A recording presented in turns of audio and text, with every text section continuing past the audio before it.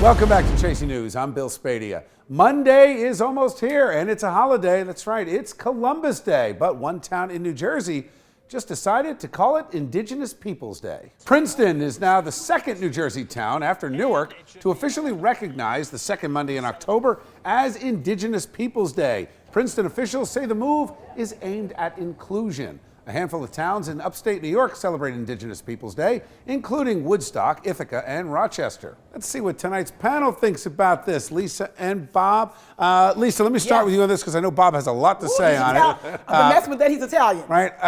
Let me ask you, though. I mean, this comes without historical context. I asked this question: which Indigenous people are you recognizing? The savage cannibals of the Carib tribes, or the Like Taino Columbus? Indians who were partnered with Columbus? The savage people Which like ones? Columbus? Go ahead. So let's be real clear since you want to go historical. The fact is, Christopher Columbus did not discover America, so Lisa Durden is happy that they're rejecting that notion, and in Newark and other places like Princeton, they are now saying, let's talk about the facts. The indigenous folks were here, give them that day, so I'm perfectly okay with it. I don't want to celebrate this man, he's a liar and a murderer. You could put these facts aside because they're in dispute, obviously, because the history and the way that this has been done for political correctness is an outrage. And it's an outrage to the Italian-American community. And it's really an outrage to me.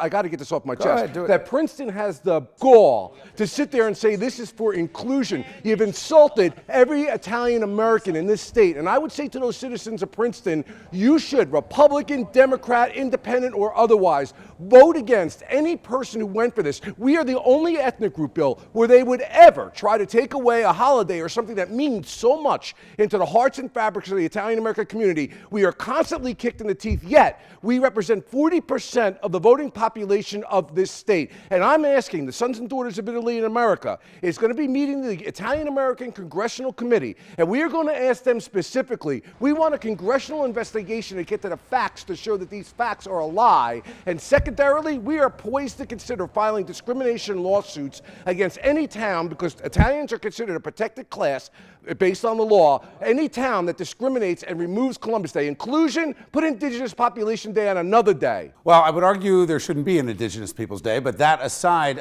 Lisa, Bob makes a pretty compelling point. Nor should there be a Columbus Day. I would be in agreement with just getting rid of both of the days since there's a disagreement. But I live in Newark, so we're good. We're not going to bring back Columbus Day. It's done. As for me, it's Columbus Day. The man was a hero. Happy Columbus Day. Enjoy the weekend.